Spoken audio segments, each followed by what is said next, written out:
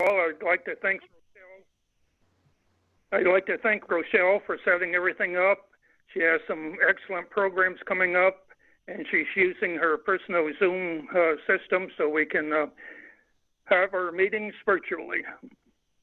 One thing I'd like to mention, about 2 weeks ago, we had a really good fallout of migratory birds here in the northern part of Brevard County, particularly at Merritt Island National Wildlife Refuge, on Weather Tower Road, the Hammock Trails, and the Enchanted Forest.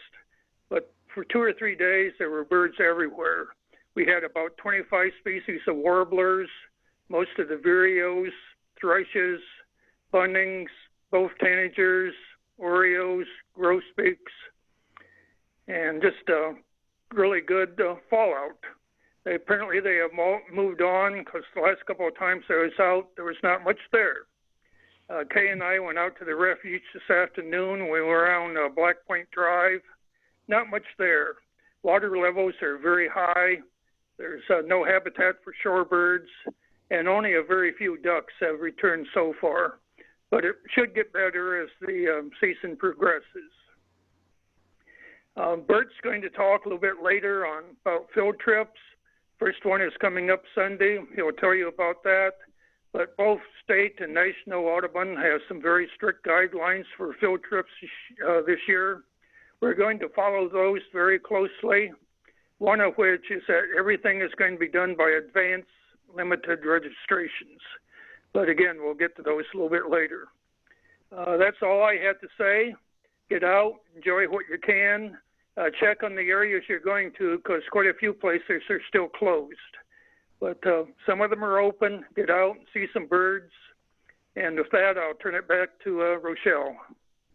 Okay, Jim, thanks for highlighting the fallout. That was an exciting couple of days there, and with another bit of cold coming in tonight, hopefully we'll see some other things showing up. And rumor has it there was a Philadelphia vireo seen by 1 or 2 of our members who are joining in one of the Hollywood squares.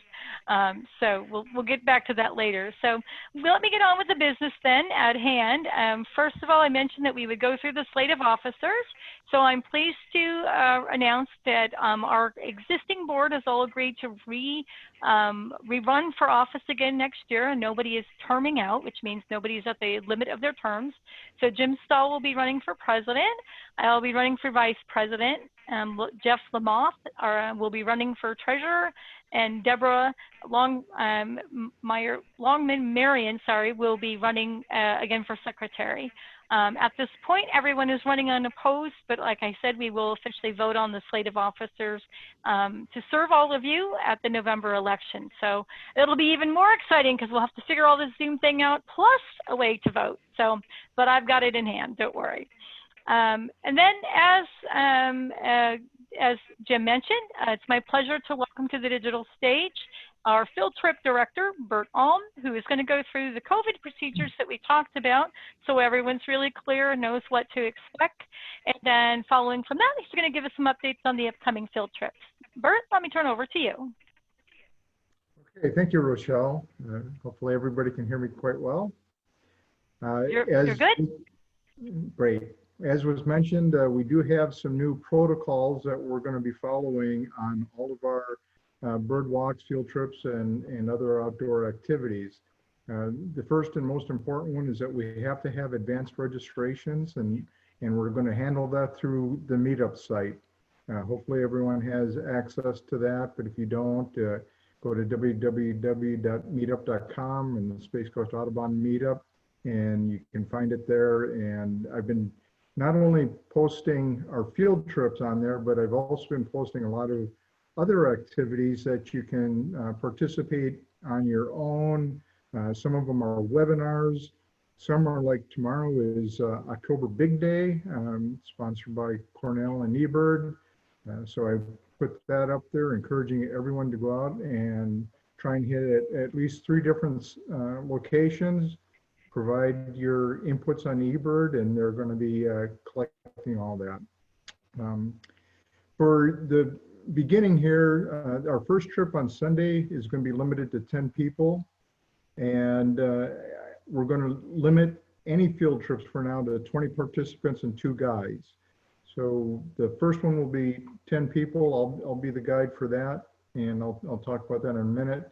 And then I'm going to try a couple at 20 participants, and hope if I have a second guide for each of those. And I'll be posting those on Meetup and letting everyone know.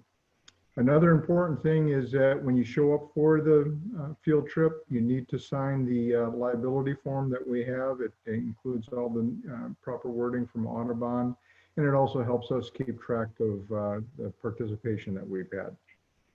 We're not going to do any field trips that are going to require carpooling. Our group is not going to coordinate any carpooling type of activities.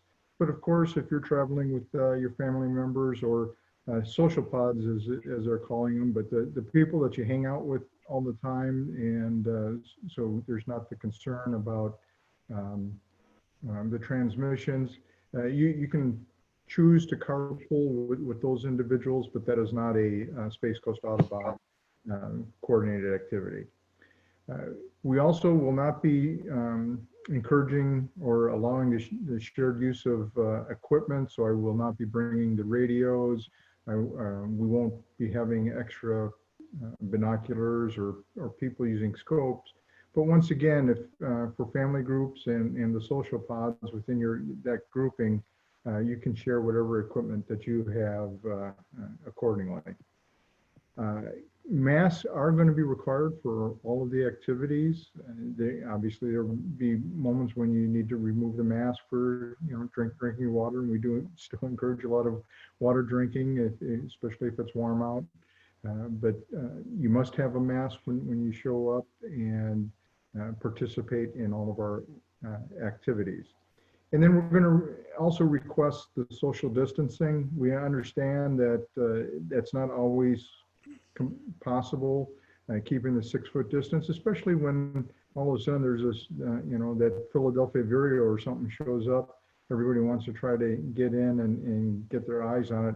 So the guides will be trying to encourage people to rotate in and out of the areas. And then there will be other times when we're just, going across a bridge or walking through a path that someone else is coming by and there's not much you can do but have them be close to you. So those are the new protocols. I'm also including this information in all of the meetups that I'm putting out to help remind people. So if there's any questions on that, let us know later, and we'll try and make sure we've got that covered. Regarding the field trips, as I mentioned, this Sunday we'll be doing Maritime Hammock Preserve. This is the one up in Cocoa Beach. It's not Maritime Hammock Sanctuary, which is down in Melbourne Beach.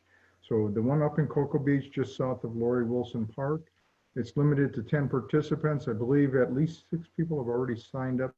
Last I checked earlier this afternoon, and I just posted that last night. So I tried to keep that one a short one to keep the participation minimized. This is mainly for me to make sure that I've got the right processes in place and we can have good, safe field trips. And hopefully we'll see a few good birds while we're out there also. Then on the 31st of October, I'm planning to have 20 participants out at Vieira Wetlands. Again, very easy for us to get to, and a place that we're all somewhat familiar with. Again, checking out how our protocols work, but also looking for those good birds. And then the third one, I'm trying to mix it up in different parts of the county, going down to Sebastian Inlet State Park, and that one will also be limited to 20 participants. Those last two I'll be putting up on the meetup site a little bit later, definitely after the one we have in Cocoa Beach, to make sure I don't have to add any new information as far as how we're going to run our field trips. Thank you. All right, thank you, Bert. So before we get into our presentation, let's get excited about the upcoming presentations. One of the things I thought about, just to let you all know, we have made a decision that we are going to be unable to meet in person until at least the end of the year. After December, we'll get some further guidance from National Audubon and then update you all on what 2021 looks like. But knowing that, I thought, since we're all kind of stuck inside and we're not able to travel, why don't I help us all travel around the world and make our programs for the rest of this year featured on different locations. So obviously tonight we're starting with Costa Rica. Our group was able to go there some months ago, and we meant to have this presentation as the end of season thing, but we're providing that for you tonight. But then November, we are going to Bird in Paradise. We are going to see the amazing stunning birds of Papua New Guinea. So I know that's on my top 5 list, and maybe it is for some of you, or hopefully some of you have been there and you can add to that conversation. I have found, most of you, some of you might know Adam, his group and his company, and he's freelance and he works often with Rock Jumper, and his webinar that he did on Birding in Paradise with just showcasing the birds a few months ago during COVID was the highest viewed one that they had of all the places that they went, and they went to a whole bunch of dream destinations. So we're excited to see those truly stunning birds in that region of the world. And then, as we start to get a little bit cooler, let's go someplace where we get very cold, going to Alaska, talking about birding the last frontier.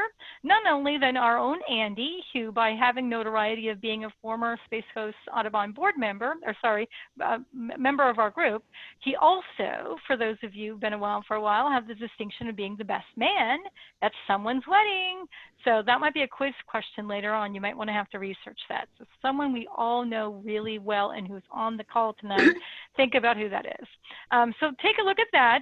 The format will be the same for November as this evening. We'll have 15 minutes of social in the beginning.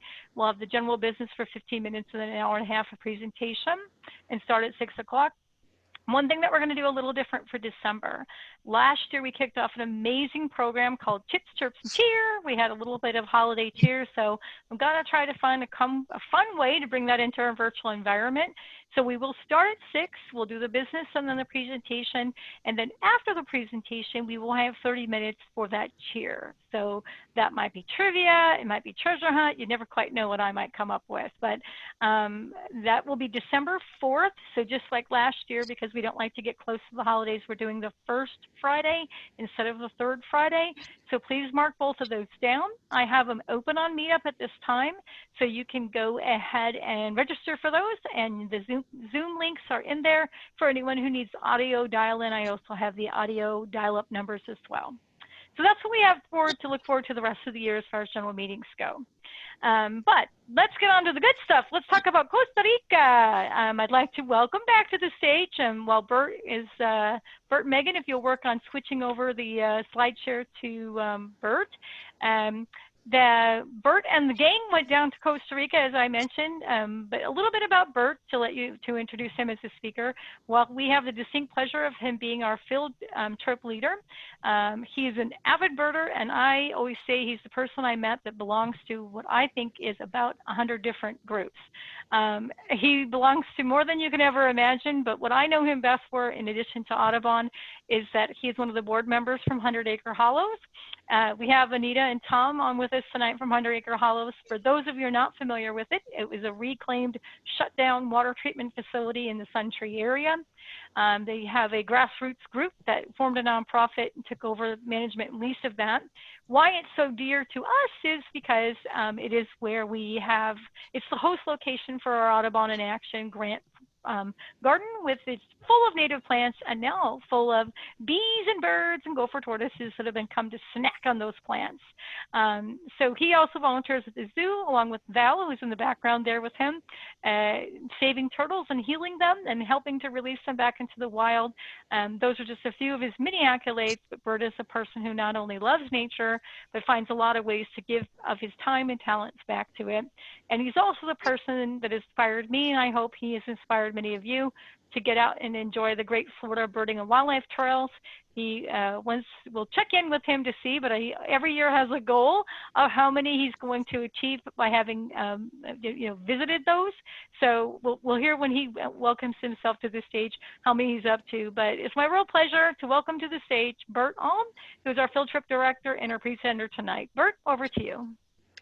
Well, thanks a lot, Rochelle. Yeah, as far as the Great Florida Birding and Wildlife Trail, I'm up a little over 220 now out of the 500 plus trails.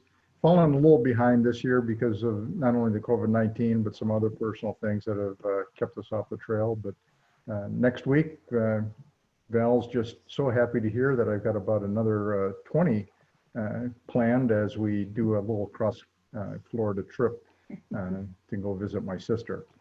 But without any further ado, let me talk a little bit about Costa Rica and the. And Bert, just so you know, we don't see your screen yet. So if you've clicked on screen share, you need to hit the share on the very bottom right-hand button. Okay. And then I think we're just missing that one step. Okay, it was looking fine on my screen. I don't know what the problem is. That's what I always say. What's going on with you guys? Right now, we're just seeing a way too big a view of me. Okay, click on screen share. And then select where your presentation is, and then the one step that you sometimes miss in the lower right. There we go. It's just about coming up, and now if you'll just put it in, we see the slides. If you'll just put it in slide view, there you go. Are we there? And we're there. All right, onward and upward. Okay. So, well, let me go back to the very first one we had. So Costa Rica from the eyes of 5 Space Coast birders is the title of this. And we had a wonderful trip, but this all came about because most of you probably know about Space Coast Birding Wildlife Festival.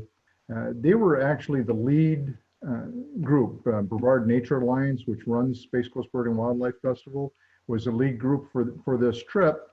And we were asked if we could try and find 2 or 3 people to help round out for the 10 to 15 people they're trying to get.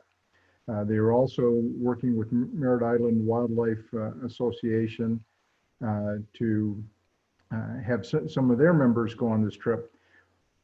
So as soon as I heard about this, I said, oh yeah, Val and I will go. And so that was 2, and I thought I just needed to get 1 more. And I was happy to hear that we had a few more members willing to go, and we got up to 5 people. And then as life happens, things weren't able to work out for the Brevard Nature Alliance, Space Coast Birding Wildlife Festival, and Merritt Island Wildlife Association participants. And so it was just the 5 of us from Space Coast Audubon. So in a way that was really, really great, because for the 5 of us got to really participate very closely with our guide and with all the people that led the different activities. But it would have been nice to also share it with more people and get to know others a little bit better. There's just something about that kind of a trip that you get to build up on some great friendships. And speaking of those friendships, here's the group that got to go there. You can figure out which one is me over there on the left side of the screen. And then Nancy Herco, Cinda Chanteau, my wife Val, and then Angie Howell. So the 5 of us got to really have a great time out there. And I want to point out one thing on here. You notice all 5 of us are smiling. I don't think there's a picture in here where we're not smiling. I mean, we're just having a great time all the way through. So the agenda today is just a real quick overview of what the trip was. Then each of the different locations we went to, the Hotel Bougainvillea in San Jose, La Ensenada Lodge in Tempisque, Monteverde in Monteverde, and the Arenal Observatory Lodge in Arenal. And then unfortunately it was the end of the road and we had to come home. So I included this list of the accommodations in the presentation because I know it's going to be available to everyone. If you want to go to Costa Rica, I would highly recommend any one of these 4 places to go and stay at. So all the information is in here if you want to do something on your own. but I'd also highly recommend Holbrook. It was just a wonderful trip that they coordinated for us. Having the guide, the driver, and all of the other activities scheduled really worked out. We had a very detailed itinerary. I'm going to try not to read through the whole thing here, but we started out just flying into San Jose and went to Hotel Bougainvillea. We only spent one night there. That in a way, that's a shame.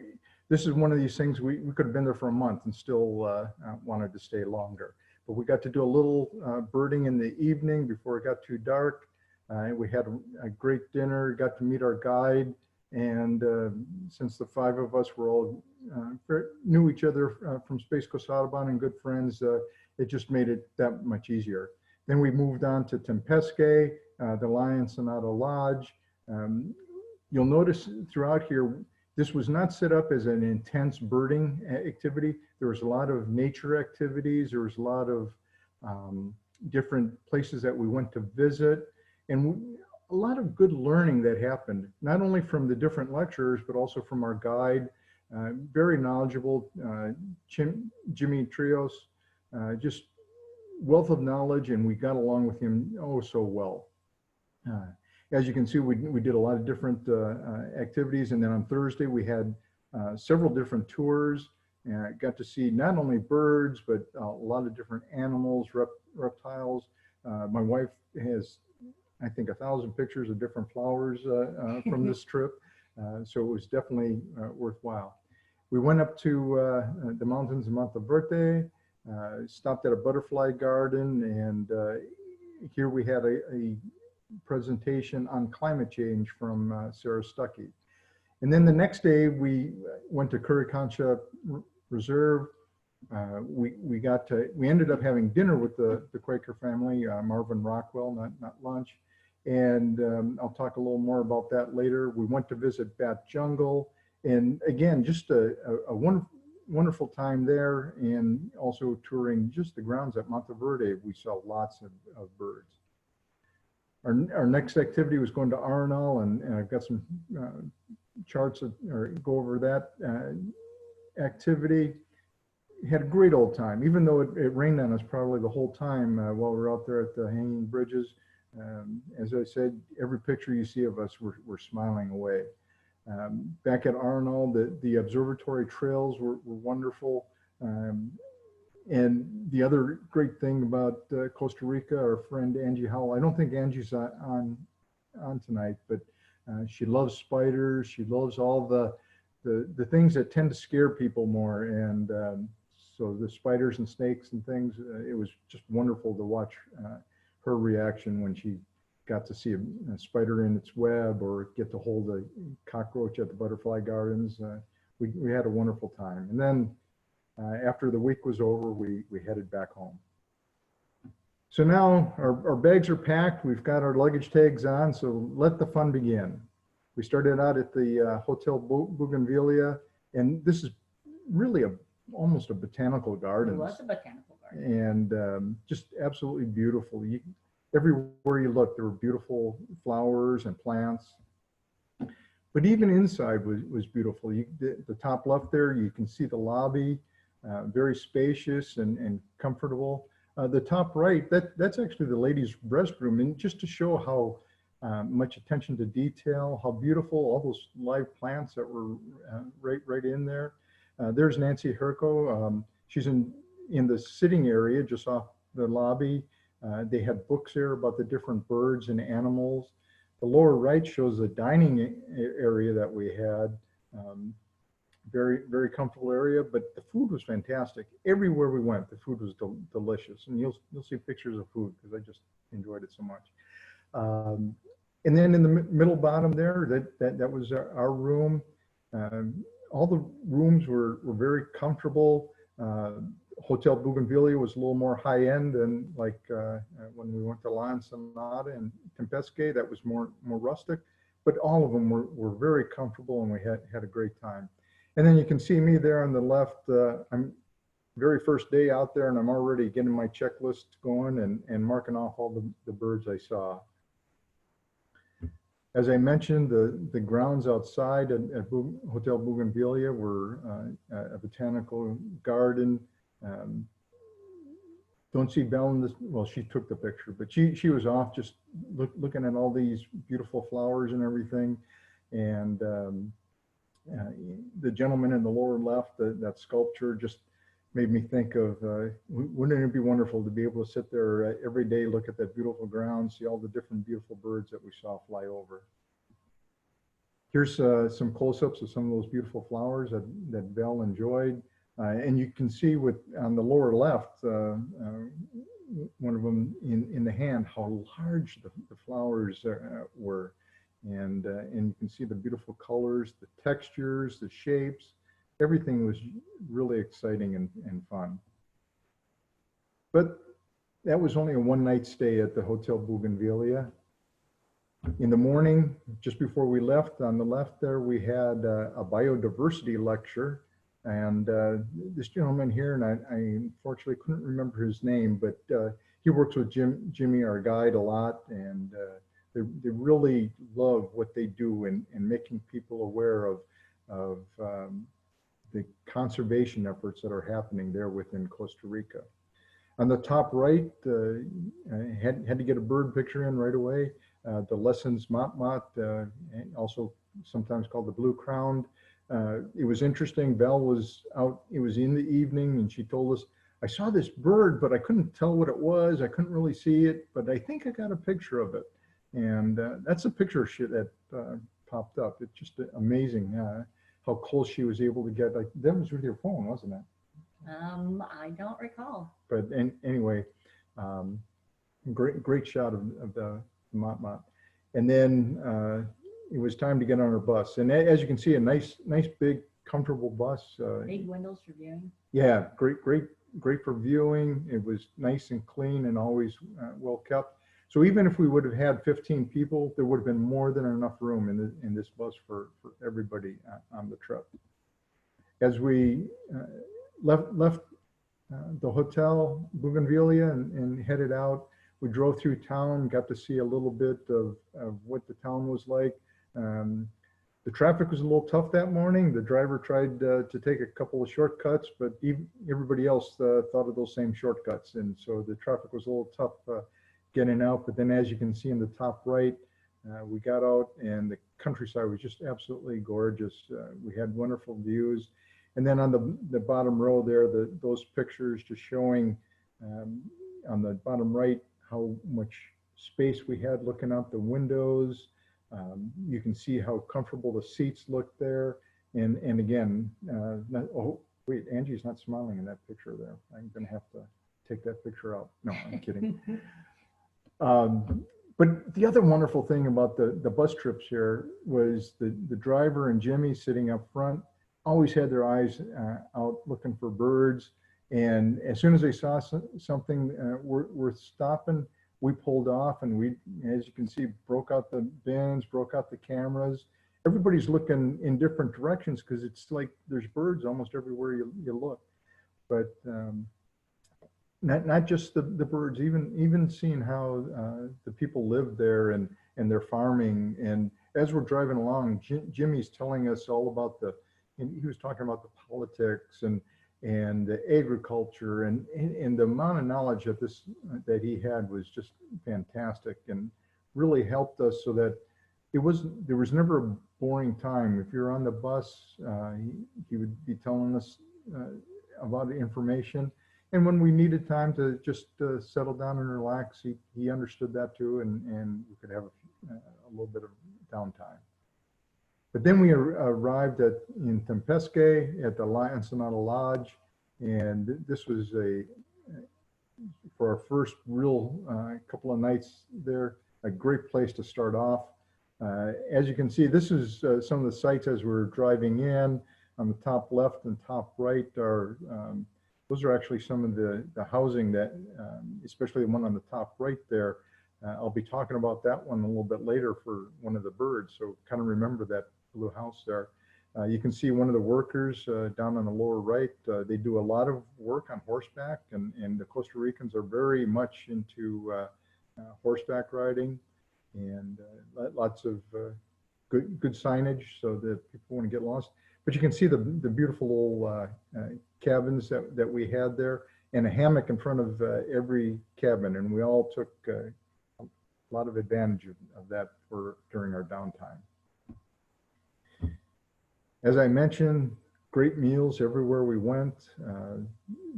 They cooked us typical food, as they call it there, the local food, and there was more than enough to eat. I enjoyed everything we had, and I don't think we really gained that much weight when we got back. You know, a couple of pounds, but Walked a lot. yeah, we did a lot of walking. But you can see on the top left that the whole dining area is all outside. So they do have enough facilities for large groups. One of the nights there was a larger Rhodes Scholar group there. I think they had about 20 people, I think. And well, we never had any issues. There was more than enough room for everybody. Again, just showing some more of what the lodge itself was like, our accommodations, a nice rustic feel to it. The beds were comfortable, you know, nice bathrooms, wood everywhere in all the places. You'll see that in a lot of the pictures, those chairs and the table, another nice place to just sit and relax. And then that lower left, that was a sight from our front porch, just looking out across the grass there into the bay. And so having to look at that every day wasn't too shabby. But of course, we did get to see a lot of birds. I did try to limit this to just birds you don't, there's a lot of birds that we saw there that you also see in Florida, so I tried not to put those in here. So the northern jacana on the top right, the black-headed trogon on the bottom right, we would see those occasionally. The lesser nighthawk in the lower middle there, not much difference between it and the common nighthawk. Guide told us that it's how the white patches are on the wings, and I think a little bit on the throat to just kind of tell the difference. The streak-backed oriole, the beautiful yellow-orange there, and then common blackhawk. We actually saw quite a few raptors while we were out here, and had a great time looking at those. Some more of the birds that we saw on the top right, that marbled godwit and wimbrel. Our guide was very excited because the marbled godwit is not a very common bird that they see down there. So that was good to see. On the lower right, that Pacific screech owl you see, that was at the, right outside that blue house that I had mentioned. So the employee that lived in that house, he told our guide, come by later in the evening and I'll show you where this owl is. And sure enough, there were two of them out there, and we were able to get a nice picture of this one. In the middle, the Ferruginous pygmy owl, we came across several of these out there, and got great daylight views of them. And then the ring kingfisher, one of a couple of the different kingfishers that we saw while we were out there. And now a turquoise-browed motmot, a little bit different than the Lessons motmot that we had seen the day before. But we really got great views of this bird. We were able to get in very close, and we saw several of these motmots. As I mentioned during the itinerary, we went on several different tours. Here we are out on a tractor tour, and you can see in the top right, the trailer has nice comfortable seating. In the lower right, you can see it's got a nice covering in case there's any rain, and also to help protect from the sun. On the right in the middle there, where we're standing, is next to a salt marsh that they have there, where they actually that's where they collect salt. They bring it in, flood the field, let it dry out, and then they collect all that salt. So there's all kinds of shorebirds that are waiting around in there. the lower left, again, we're all enjoying, getting ready to go on that tractor tour. And as you can see in the top left, we're always out there looking at birds. And fortunately, Val had her camera and was taking selfies and other pictures and of the birds, of us, and of the other animals and plants and other sightings. We also did a boat tour in the morning, and this was a lot of fun. So that's a different group that's heading out on the top left, and our boat is there waiting for us to climb on. As you can see on the right, again, very comfortable accommodations for sitting out on the boat. We were able to see real well everywhere we needed to look at different birds. And the tractor driver as well as the boat driver, both very knowledgeable about where the birds are and what different animals are in the area, so they can get you out there and get you close. Where we saw that lesser nighthawk was out on this boat trip, and the guide or the boat driver was able to get us in very close to see that bird. On the lower left, that's a local couple that were out pedaling their boat. We thought it was kind of interesting. You can't quite tell from this picture, but they're in a rowboat and they're actually going backwards, if you will, with the flat end of the boat in front and the bow behind them. But they're just having a good old time and big smile on their face too. In the middle there was our welcoming committee when we came back from the boat trip. Those are almost all royal terns. And then on the lower right, after we got off the boat, we're looking down the beach, and there was a bunch of surf birds down there that we were able to get a good eye on. And we also got to spend a lot of time touring the grounds. So on the top left, again, it seemed like binoculars, and we're always up at our eyes as we're looking at different things, whether it be birds or animals. The lower left, that's a picture when we were out at the salt marsh, and get to see a little bit more of what the marshland was like. Lower center, that's our group. Once again, just big smiles and enjoying that beautiful area. And then our the group of royal terns and the laughing gulls and other birds that were out on that pier. It was interesting. Sometimes there wouldn't be a bird there at all, and then other times there'd be hundreds of them like this. And then on the top right, you can see that we enjoyed the birding and the tours from sun up until sundown, and standing up and looking out over the bay was such a beautiful sight. And there was lots of animals. On the top left, there's the howler monkey, checking to see if our bus was locked and if he could steal anything out of there. But actually, there was a whole troop of monkeys. What would you say, Val? About 6 or 7 of them? Oh, yeah, yeah. And they were all walking along this. That's a barbed wire fence that they're all walking along, being very careful. Good picture on the top right of howler monkey's face, and Cindy and Nancy can affirm that when they howl, you definitely hear them, and they tended to enjoy doing that early in the morning. But it was fun seeing all those different animals. The iguana in the lower right, we do have those out here, but that one was really huge. One of the domestic horses there on the farm. The agouti, which is a fairly large rodent. It's larger than a rabbit, and that fur is actually quite beautiful. I got a better picture of one a little bit later. And then a caiman that was out in one of the lakes when we were out on the tractor tour. Very large reptile. And as I mentioned, the food out there was really good. And then our accommodations, they had a really nice pool. We spent maybe a little over an hour out at that pool, and then we had to come back and take a little siesta. And you can see the hammocks that they had there were very, very comfortable. But that was our stop in Tempisque at the La Ensenada Lodge.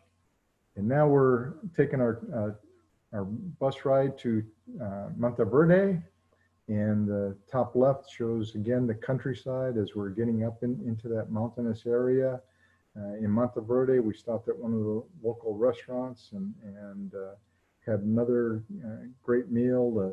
The drinks were, I can't remember what they were called, but It's almost like a leche horchata type of thing. Yeah.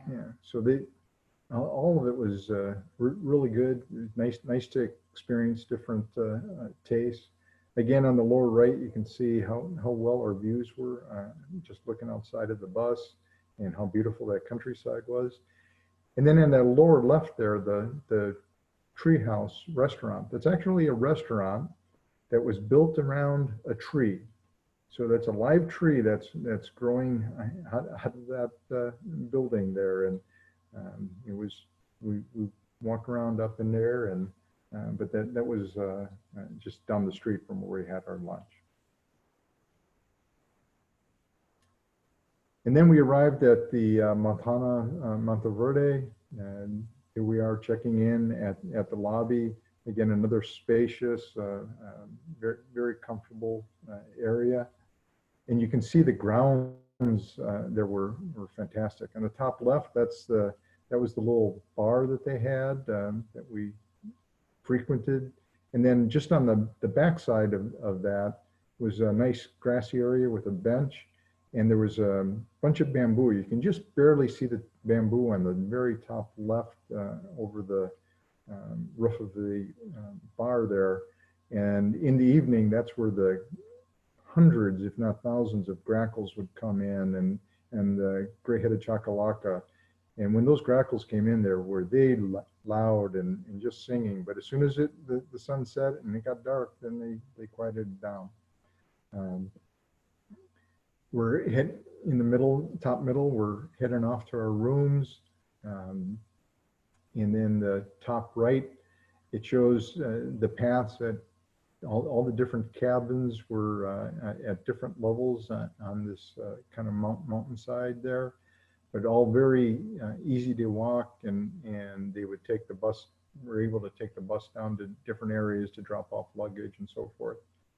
On the bottom right, that gives you a good view of the main building. That's where the dining area, the lobby, and there were a few rooms up there, but all of our rooms were down below. You can see in the center bottom.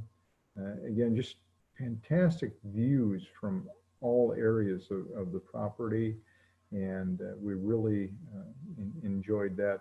And there were a lot of different birds that we saw just hanging out right in those areas. You couldn't go anywhere without just seeing lots of beautiful birds.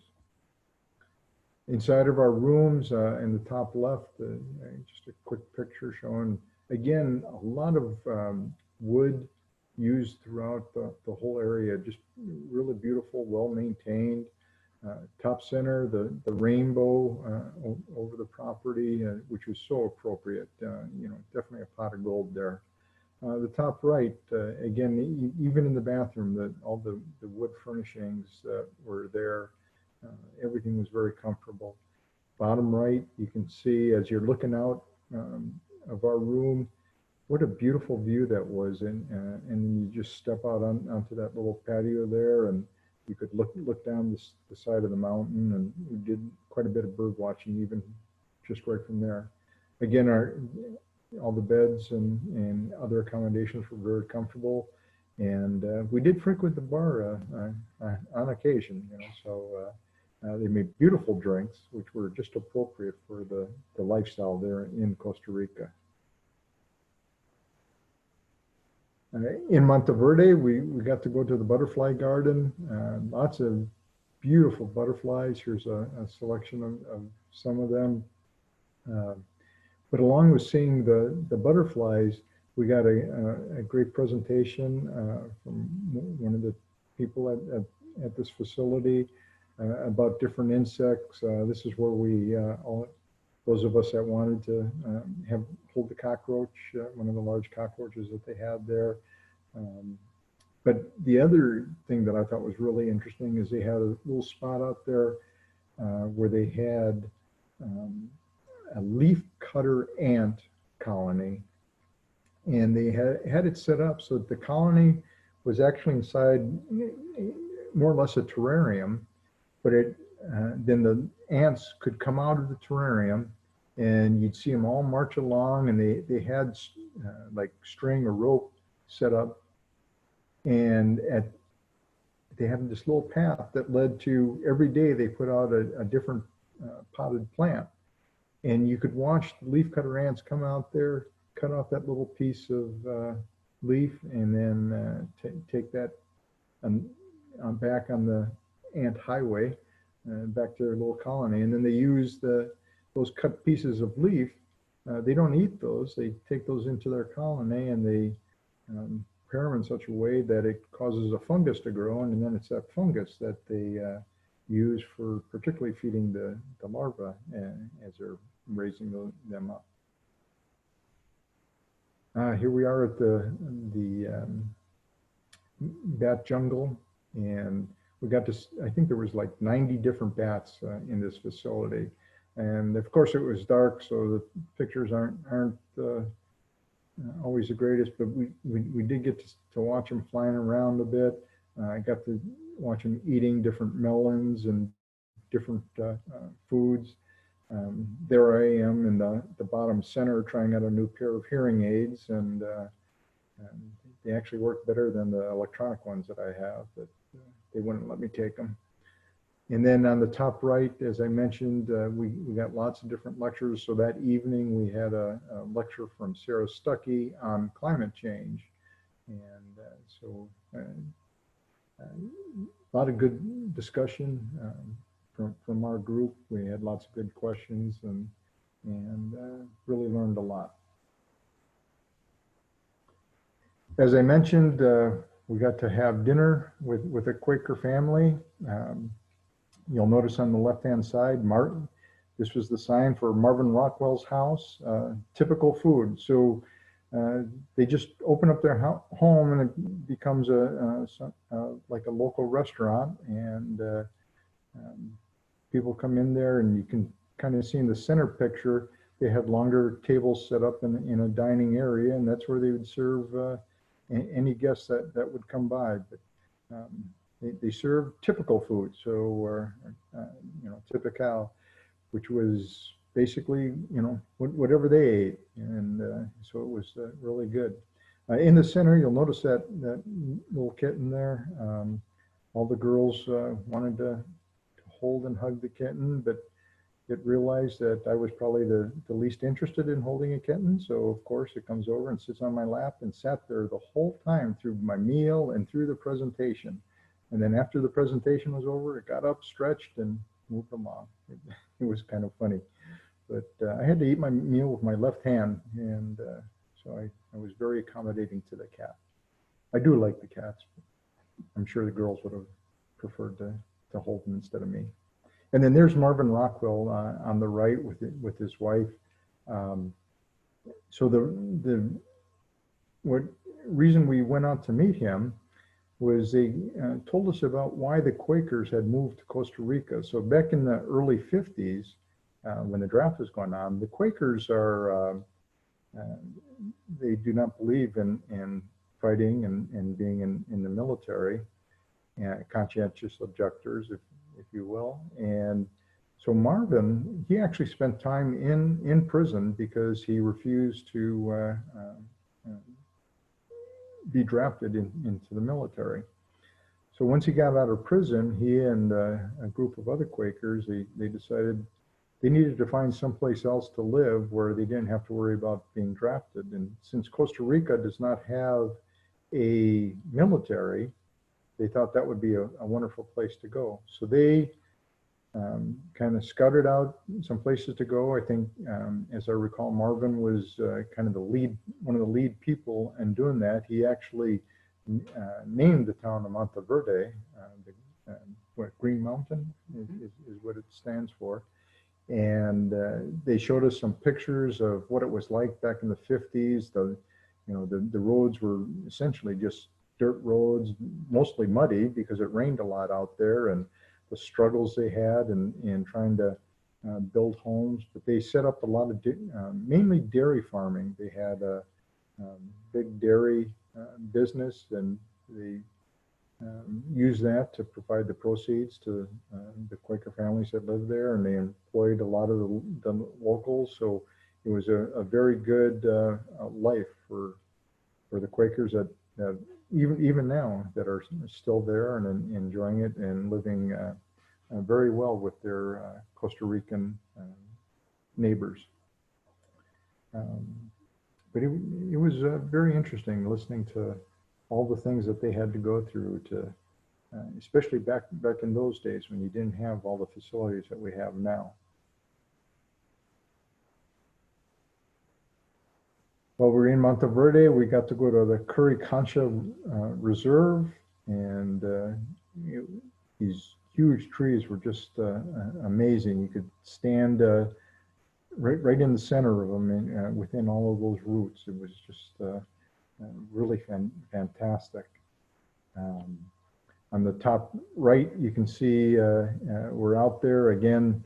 We're always seeing birds or pointing at them. The grass in the background there, that was almost like a velvet. It was so interesting. But on this trip, we were looking at all kinds of things, as well as birds. And as you can see, the different fungus. In bottom center there is our guide, Jimmy, getting ready to tell us something about whether it be the plants or the animals or the birds that are in this area.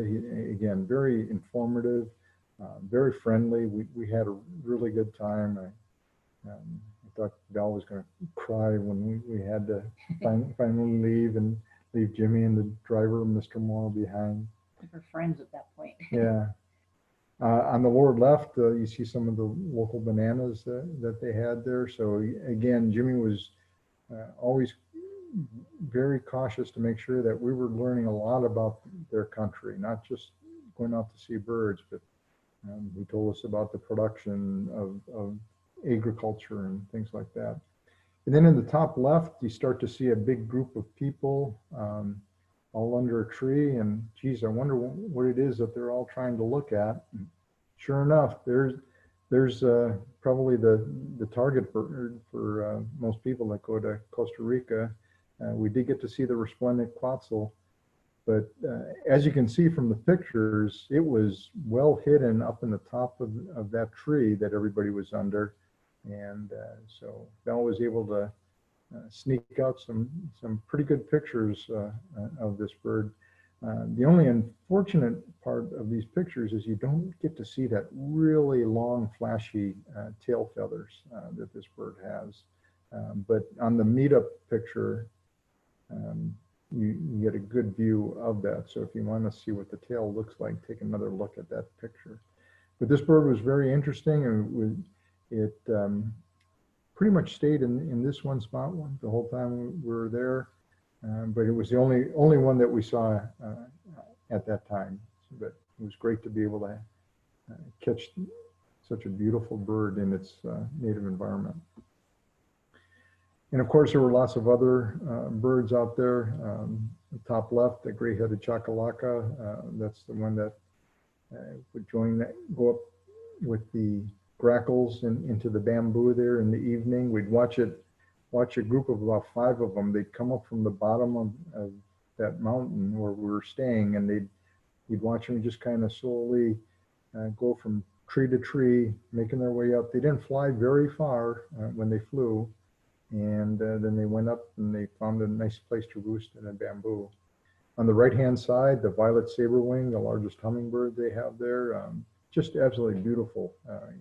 And they just fly right past your head. Bottom center is a white-fronted magpie jay. That picture is actually from Tempisque, but I had to had a good spot to throw it in here. But that's Maggie.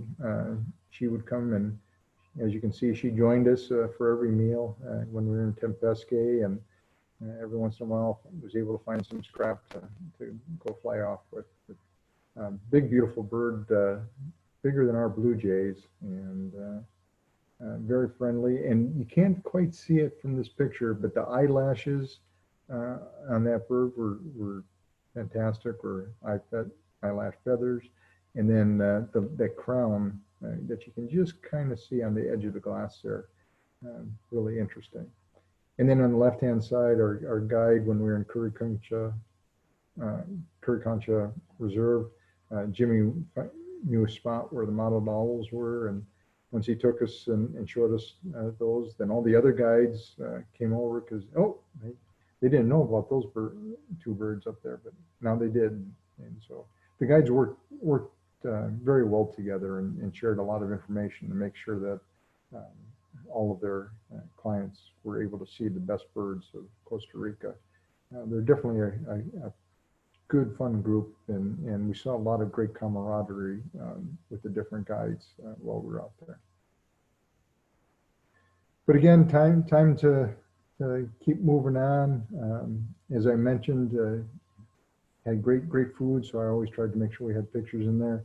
The lower left there, the sunset that we had at Monteverde was just gorgeous, and sitting out there next to the bar, listening to the grackles singing, and watching the gray-headed chacalacas moving up the mountain, and the sun setting, and of course the rainbow. Then on our trip to Arenal from Monteverde, we started out in the bus. He dropped us off on the right center there. That's where he dropped us off, and we're like, okay, this is where you're leaving us. And then we saw a boat finally coming in. Fortunately, that wasn't our boat because it's a little bit smaller, and you'll notice that it's more open on the sides, because boy, it sure did rain as we were going across the water there. Val and I, again, big smiles on our face. When we just got to the other side, just before we made it to the dock, there were some people out there, even though it's pouring, they had these little pontoon boat bicycle activities, and people were having a wonderful time out there riding along on those. And then Cinda and Angie and Nancy on the top right picture there, again, big smiles on everybody's face. Even though this was a little bit more crowded, there was all kinds of people that use those boats from getting one side of the lake to the other. And then we got to the hanging bridges at Mystico Arenal, and we got to actually be up in the tops by the crowns of the trees. These bridges were all the way up there on the top left-hand side as we're starting to head out and looking down into the ravines, and then on the right-hand side, again, just lots of beautiful vegetation all around us. And even though there's so much vegetation there, our guide Jimmy having a good time taking a selfie. That you can barely see us in the back there of that lower right picture, but Jimmy was always able to find the birds, and then also taking lots of pictures of the group of us, and making sure that we had the time to see and do the things that we wanted to do. As you can see, we're in the clouds, and that's why the pictures are a little muted there. We're standing on these hanging bridges high up in the crowns of trees, looking down at the tops of trees, and it's raining on us. And as you can see on the lower left, we're just smiling and having a wonderful time, no matter what the conditions. What a great trip this was. And then you can see some of the waterfalls that were there. Again, some more pictures of the different bridges that we had, and being in the clouds. What I really like, this picture in the center, that's that same waterfall we were standing by. But if you look in the top left here, and I don't know if you can see my pointer, but the man and the old man in the waterfall, here's his eyes and his nose and his mouth. So it was an interesting sight for us. Again, on the top left and bottom right, you can see how we are in the clouds. and then lots of smiles in the top right and top left, or bottom left. And then the bus picked us up again on the other side after the hanging bridges and taking us to Arenal. And the size of the leaves and the plants out there were fantastic. Again, we're up in the cloud areas, and you can see again how comfortable it was to be on that bus. And we made quite a few stops again to see all the birds and other animals as we're traveling to Arenal. Once we get to the Arenal Observatory Lodge, this is a volcano, so it's a little disconcerting, but can't be too much of a risk, or they wouldn't have built such a beautiful place there. And you can see a little bit of the accommodations of our room. We never got to see the top of the volcano. It was always covered with a cloud. Inside of our rooms, on the right-hand side, it was just like being on a cruise ship. And then you can see in some of the other pictures here how beautiful the grounds were, and the lobby, and again the dining area. On the top left, showing another great view of what the grounds were like. In the top right, Arenal volcano, covered by the clouds. And then in the bottom right, actually the bottom center one there, from that view, we were watching the monkeys as they're climbing around in the trees out there. And those were different monkeys. I think those were the capuchin monkeys, but I didn't have a good picture of Yeah, one they of were those. pretty well hidden. And then they had nice hanging bridges even there at Arenal. On the left-hand side, you see a group of people standing on the patio looking out. They're looking down where they keep the feeding stations and a lot of fruit that they put out. There were quaddy all over the place eating the fruit, the top left there. That variegated squirrel, just a beautiful squirrel in the top center. On the right-hand side, you see the eyelash viper. We had a hard time keeping Angie from putting that in her backpack, I think, to bring home. But it was it was actually a small snake, and it's on the side of the pool house. And so again, one of the local people told our guide about it, and he showed us the viper. There's another picture of one of the goody with that beautiful fur, and another caiman that we saw. Top left, another one of the kingfishers, the Amazon kingfisher here. And then top right, the Montezuma orfandola. Not only is that bird beautiful, but the song is like a musical instrument. It was just unbelievable, especially when you had 3 or 4 of them all singing at the same time. Mm-hmm. The brown jay on the top right, we saw those pretty much across the country.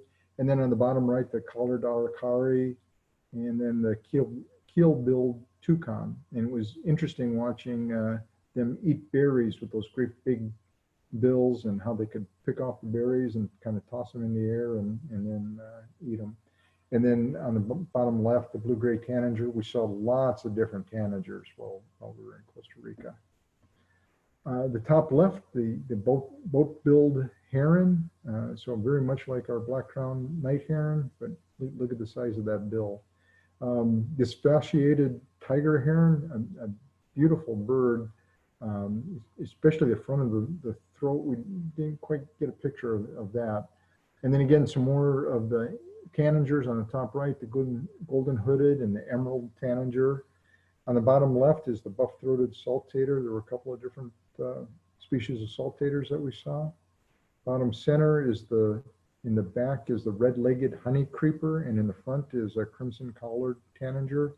And then on the right, we saw several different species of wood creeper. This was the wedge-tailed wood creeper that we saw while we were out there. On the top left, we've got the pale-billed woodpecker. We also saw a lineated woodpecker, which, both of those look very similar to our pileated woodpecker. Top center, palm tanager. And then on the right-hand side, we have the great curassow. The top right and the bottom center are the female, and the bottom right is the male great curassow. And then on the bottom left is the green honey creeper. We were very fortunate to see the rufous-tailed jacamar. It's not as common as a lot of the tanagers and others. The bay-headed tanager in the top center. We saw the black-cheeked woodpecker in many different areas, pretty close to like our hairy, I guess.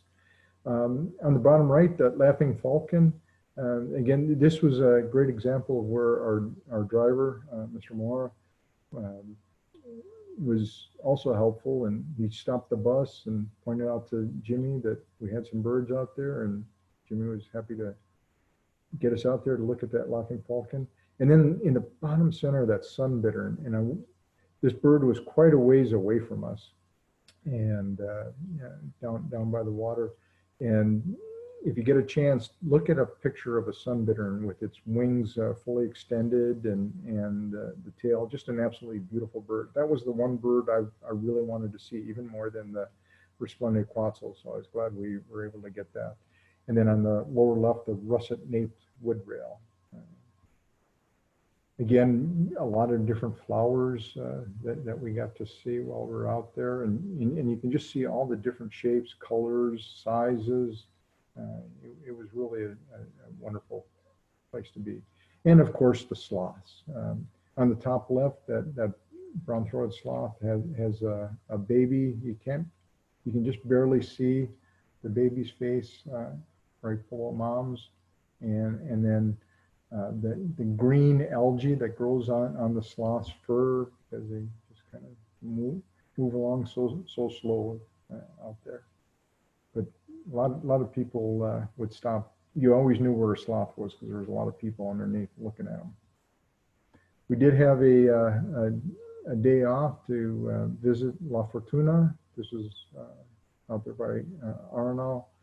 And the girls spent the time in the city at the church and walking the grounds, doing a little shopping. I snuck off with the guide and we did a little more birding at a different site for an hour or two. Again, another picture on the top right of the volcano, but covered with a cloud. And another wonderful local restaurant that we got to eat at. Again, Arenal was a great place to be. The top left there, that was a tile mural that they had. They had several of those in the lobby. And again, just fantastic food. For as good as the food was, it's a good thing we did, as Phil said, all that walking, because man, I really enjoyed myself there. But as all things had the end of the road, and Val, being the trooper that she is, she stacked up all of our laundry and spent a good day at home getting that all taken care of. It was definitely worth it for the trip. On this trip, I saw 217 different species of birds, of which 146 were lifers from my world list. And what I'm planning on doing here shortly is sending out to the group. We'll probably do this through our, forget what we call it, chimp mail or whatever, but through our email, a survey for see what people's interest is on future domestic and international trips. And Val and I had such a good time on this trip. We were already planning on different international trips, but obviously with everything going on with COVID, we had to delay that. But we have signed up for a 5-day trip up at Hog Island in Maine to go up there. This is a Holbrook activity. So if anyone's interested in joining us for that one, it's almost $1,200. And then they also, we're getting a double room, and then they also have single room accommodations. Of course, those are a little bit more expensive. But if anyone's interested in that, let me know, and we'll have a few more people join us. So with that, that was Costa Rica. Pura Vida was, you heard that all over, and that means? It means pure life. Pure life, and it sure was. We had a wonderful time. So with that, Rochelle, I'm ready to stop the share and give it back to you if you're ready. I'm ready, and that is Pura Vida. What an amazing trip. What a beautiful grouping of pictures that you have there. And so let's see, let me just go back. Oops, let me, Megan, would you unmute everyone's line? So while Megan's doing that, if you have any questions, if you're on the video, if you kind of raise your hand like this, then I know to call on you. But we're going to go ahead and try it by unmuting everyone's line so that everyone can just speak freely. But anyone individually, show me, for those of you who've got your camera on, does anyone, Matt and Laura have something. So Matt and Laura, let's unmute you first. Let me see. We can't hear you yet, Matt. Hold on, Matt. We've got to unmute you.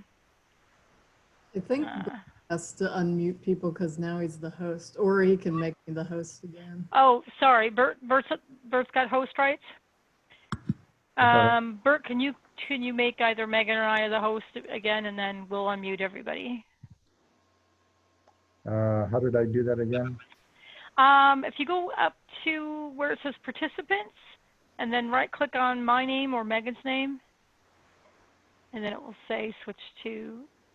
You'll see a little drop down, either a button that says more, and then it says make host. Okay. Okay, fantastic. And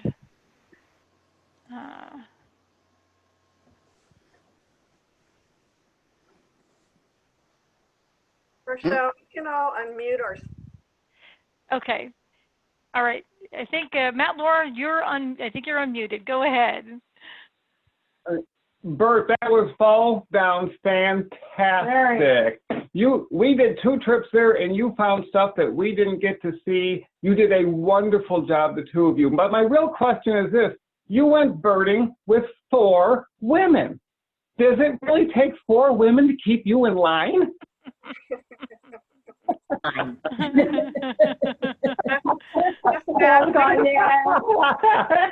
told Bert it was Bert and his harem of 4 ladies. He was calling you girls. Don't you think you're younger now? We were all a bunch of kids just having a good time in a new country. Yep. It looks like that. Nancy, I know did you want to add anything as far as some of your personal experiences being on this trip? I just wanted to say that Bert and Val were the best leaders because they just have so much knowledge and wonderful presentation. Thank you, Bert and Val, for putting that together. Val had a really nice camera, and she was showing me how to get better pictures with my camera and also on iPhones as well. It was wonderful to have Val there because she spoke fluent Spanish, which I was just amazed at whenever she would talk. And one thing that they kept pressing upon us was a lot of food and desserts. And the portion sizes were so big. We kept saying you need to develop portions for women or for, not as big appetites. So, but it was just a wonderful trip overall, just wonderful. And it seems like a dream right now because with the virus and everything, it just seems like a dream. And speaking of a dream, we have Steve with us today, who was actually in Costa Rica in April when COVID was peaking, right? Well, I left on February 28th and returned on March 20th. I went through, not knowing of your trip, I went through Rhodes Scholar, but it was really Holbrook Travel that puts together the trips. And if you ever go out to Rhodes Scholar and look at their northern Costa Rica and their southern Costa Rica trip, I was privileged to go on both. But I went to 2 of the places that Bert and the group went. I went to La Ensenada Lodge, which was just magical. And Arenal was just spectacular. God, your pictures of the sloth are just outstanding. You got you got everything. Mine were usually covered in leaves, but it was neat. It was neat. I saw my Quetzal up in the down south. We went all the way down to the Panama border, and then stayed at another lodge up in the cloud forest. But yeah, it was people from all over the world were there looking at birds, and it was really cool. A lot of people from the UK, a lot of people from the Netherlands and Denmark and places. Yeah. But towards the end, what's February, March? Towards the end of March, it came word down that the president of the U.S. was closing down the airlines, and they cut our trip. They were, after a bunch of complaints about leaving before the Quetzal, we were lucky enough to convince them just to put that in. So we rushed the last couple of days, but getting out of the whole country was closing down on the 28th of March. And it was quite a bedlam at the airport, and all the hotels were closing down, and it was just like an exodus out of there. But my greatest bird that I saw besides the Quetzal, and I'm envious of you seeing the sunbittern. I couldn't find it, but the great putu we saw, a great putu, and there were two kinds, and we were fortunate enough to see that. But the monkeys were spectacular. The monkey might have, I don't know, between the birds and the monkeys, I wasn't sure what I liked better. Yeah, but yeah. Thank you so much for sharing. And the sloths and the flowers, and it was just gorgeous. It was totally magical, and it's not too far away, you know. You'd be there in about, what, 4 hours? I think I looked, I took over 2,000 pictures. Wow. Cinda is with us, who is also on the trip. Cinda, do you want to unmute and add any comments or share anything about your perspective about the trip? You want to just hit your unmute button? Or put a note in chat if you're doing something else and maybe don't want to comment. We'll wait. While she's coming back, I'll have to say, well, I didn't have a chance to go on this trip. I was in Costa Rica last fall for business, and had a chance just 2 days to go out and go birding, but with only one bird in mind. And so it was the resplendent quetzal, or quetzal, depending on people say it. And it's amazing the cooperation and the partnerships that go on there. The lodge, eco lodge I was staying at in the cloud forest, they have a cooperative with all of the farmers, which is a great way of talking about how making conservation works, because what they do is every trip, let's say you pay $15 US equivalent for the trip, they give $5 to this co-op. And what the co-op does is encourage the farmers not to cut down dead trees and use them for firewood, and to plant things like the acorns that the quetzals love. And in return, the farmers go out to work their land every day, and they radio in and say, we have one, we have one. And so instead of the guides driving all around looking at them, they have the right to then just come up on their property and find it. So in just a short trip, I was able to see a number of them really close up coming down to eat in the trees. But it's just an amazing, spectacular country. And I see Cinda is off mute now. So Cinda, what can you add to the trip? Is it all smiles? Is it Pura Vida? Oh, it was so wonderful. Bert, you did such a wonderful job putting together that program. It brought back so many wonderful memories. I really appreciate all that work you did. I just feel very blessed to have been along. It was wonderful, wonderful. Thank you so much. Thank you. And anyone else have any other questions or comments? Feel free to just unmute yourself. We're sort of managing the mute a little bit, but or raise your hand like this, and then I know that you do. I'm just looking to see. I didn't see Angie join. She said she had potential conflict. Matt and Laura, looks like you're moving around a bit. Do you have a question, or are you guys just happy with occasions over there? No, I was just remembering that Costa Rica has more national park lands and conserved land than many, many countries, including the United States. That's why they have so many birds left and so much biodiversity. Yeah, this is true. And does anyone else have any other questions or any dialogue about perhaps about feedback on what Bert was saying as far as wanting to go on any of those other trips? All right, I don't see any other. Oh, sorry, go ahead.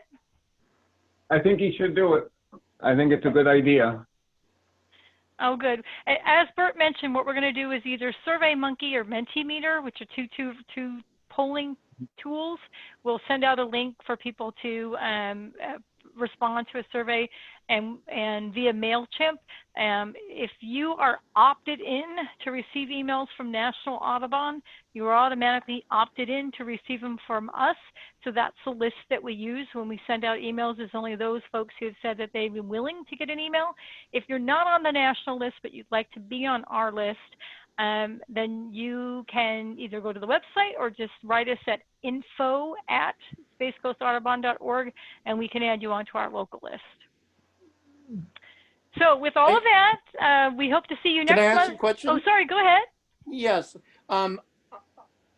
So as far as your general meetings up there, you won't be having any open meetings until after the virus? Right now, the guidance that we have and that we're following from our National Audubon is that we will not meet the rest of this year in person for a general meeting.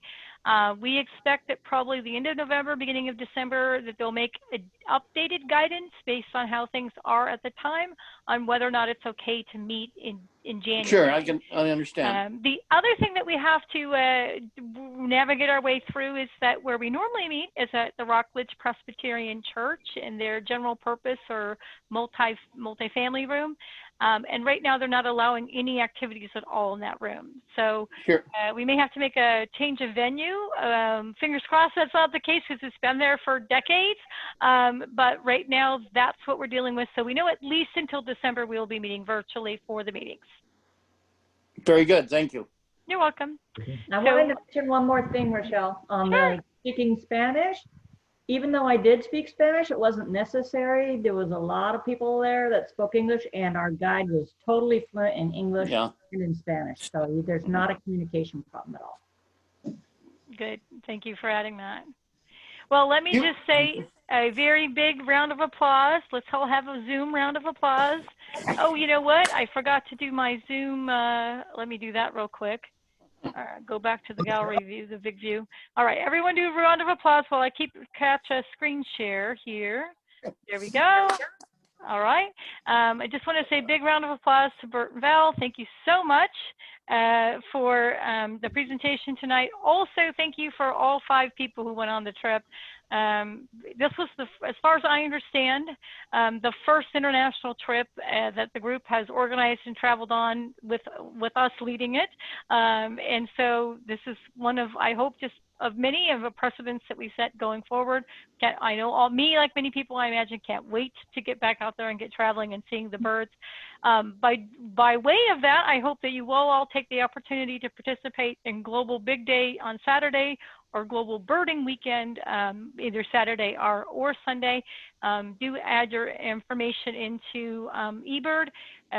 The Global Birding Weekend group, which is organized by the team actually from the UK, they are trying to set a world record for the most number of birds documented in one day. They're in partnership with eBird for that. So anyone participating in Big Day that submits your list in eBird, it will automatically count towards that goal. So get out and bird. Hopefully you'll see some special things. If I don't see you before, happy birding, stay safe, and I look forward to seeing you all back in November. Well, Cheryl, it looked like Greg had a question. Oh, I'm sorry, Greg. Oh yes, Greg and Sue, go ahead. Yes, Rochelle. Are you aware of anybody who is participating in Eagle Watch this nesting season? We are. Yes, Dee and David are. Did you have a question for them? Well, I'm curious. We've just completed our training, and we'll be looking at a newly documented nest that we found out off of Adamson Road in Cocoa. Which nests are you watching? I'm watching one. We're actually both in the Saint Sebastian Buffer Preserve State Park. We have nests on different sides of the park. Yeah, so it's down in the Fellsmere Sebastian area where we're at. So. Yeah, I'm technically BE 095 if you want to look me up.